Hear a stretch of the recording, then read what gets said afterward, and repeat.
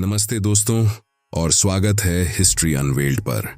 आज हम बात करने वाले हैं एक ऐसे ग्रुप के बारे में जो सेंचुरीज से हमारे देश का एक मिस्टीरियस और फैसिनेटिंग हिस्सा रहा है, नागा साधु। ये ऐश स्मियर्ड नग्न साधु जिनके जटा और त्रिशूल हर किसी को अट्रैक्ट करते हैं। आखिर हैं कौन, कहां से आते हैं, क्या करते हैं और कुंभ मेले के बाद कहां गायब हो जाते हैं? इस वीडियो में हम इनके सीक्रेट्स को अनकवर करेंगे। तो चलो शुरू करते हैं। तो पहला सवाल, ये नागा साधु हैं कौन?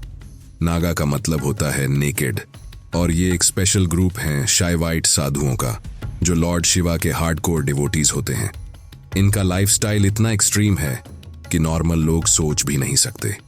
ये कपड़े नहीं पहनते, सिर्फ भस्म लगाते हैं और अपनी जिंदगी को कंप्लीटली रिनाउंस कर देते हैं।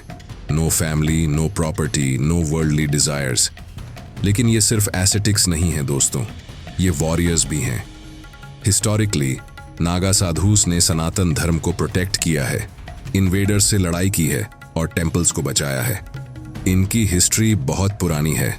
आर्कियोलॉजिकल एविडेंस से पता चलता है कि नागा साधुस का कनेक्शन इंडस वैली सिविलाइजेशन से भी हो सकता है। मोहेंजोदारो के कॉइन्स पर लॉर्ड शिवा के पशुपतिनाथ फॉर्म में वर्शिप करते साधु दिखते हैं जो शायद इनके एंसेस्टर्स हो सकते हैं। लेकिन ऑफिशियली इनका ऑर्गेनाइज्ड फॉर्म 8वीं शताब्दी में आदि शंकराचार्य ने बनाया, जब उन्होंने अखाड़े सेटअप किए हिंदू ट्रेडिशंस को सेव करने के लिए। अब ये नागा साधु बन कैसे जाते हैं, ये कोई छोटी बात नहीं है दोस्तों। नागा साधु बनने का प्रोसेस इतना टफ है कि सालों लग जाते हैं। पहले तो एक एस्पिरेंट को अपना गुरु ढूंढना पड़ता है और फिर 6 से 12 साल तक स्ट्रिक्ट सेलिबेसी यानी ब्रह्मचर्य फॉलो करना होता है। फैमिली, फ्रेंड्स सब छोड़ना पड़ता है। फिर एक बड़ा रिचुअल होता है, अपना खुद का पिंडदान। हाँ, ये अपने आप को मारने का सिंबॉलिक एक्ट है जिसमें ये बोलते हैं कि अब ये वर्ल्डली लाइफ से फ्री हैं। उसके बाद इन्हें रुद्राक्ष माला दी जाती है और ये प्रण लेते हैं कि कभी बाल नहीं काटेंगे।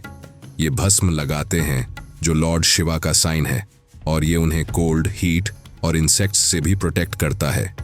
एक बार नागा बन गए तो ये सिर्फ एक बार खाना खाते हैं, वो भी भिक्षा मांगकर, और जमीन पर सोते हैं। ये लाइफस्टाइल है कंप्लीट डिटैचमेंट का। लेकिन ये सिर्फ मेडिटेशन नहीं करते।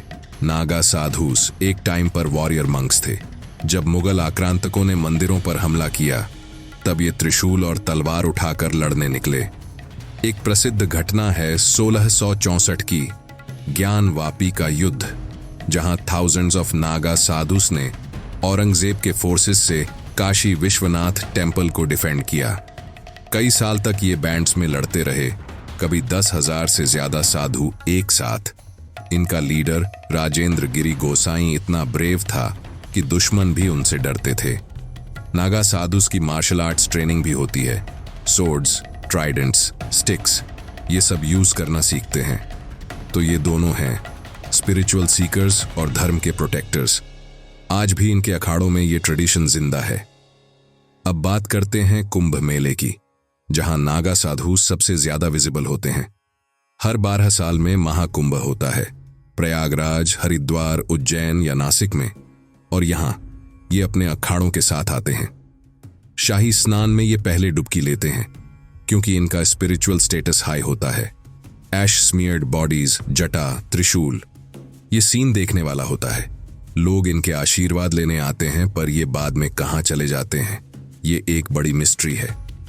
कुंभ के बाद ये हिमालयाज के केव्स में या फॉरेस्ट्स में छुप जाते हैं। कई लोग कहते हैं कि ये रात को ट्रैवल करते हैं ताकि कोई देखे ना। इनका कम्युनिकेशन सिस्टम भी सीक्रेट होता है। कैसे ये एक साथ कुंभ पर आते हैं ये भी कोई नहीं जानता। अब थोड़ी मिथ्स और रियलिटी की बात। कई लोग कहते हैं कि नागा साधु सुपर पावर्स रखते हैं, एक्सट्रीम कोल्ड में बिना कपड़ों के सरवाइव करना या मेडिटेशन में महीनों तक बिना खाए रहना। ये सच है कि इनकी योगिक प्रैक्टिसेस और डिसिप्लिन उन्हें टफ बनाती है, पर यह मैजिक नहीं, डेडिकेशन है। और हाँ, नागा साधुस चिलुम पीते हुए दिखते हैं। ये उन्हें फोकस करने और कोल्ड से बचने में हेल्प करता है, पर ये इंटॉक्सिकेशन के लिए नहीं, स्पिरिचुअल पर्पस के लिए होता है।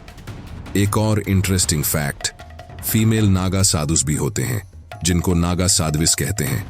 ये सफ्रॉन क्लॉथ पहनती हैं और इनका लाइफस्टाइल भी उतना ही स्ट्रिक्ट होता है, लेकिन ये कम विजिबल होती हैं।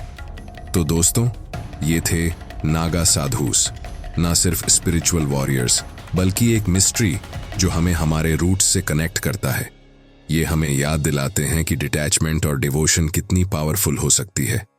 अगर आपको ये वीडियो पसंद आई तो लाइक करो, चैनल को सब्सक्राइब करो और कमेंट में बताओ नागा साधुस के बारे में आप क्या सोचते हो। अगली वीडियो में मिलते हैं एक नए ऐतिहासिक ट्विस्ट के साथ। नमस्ते।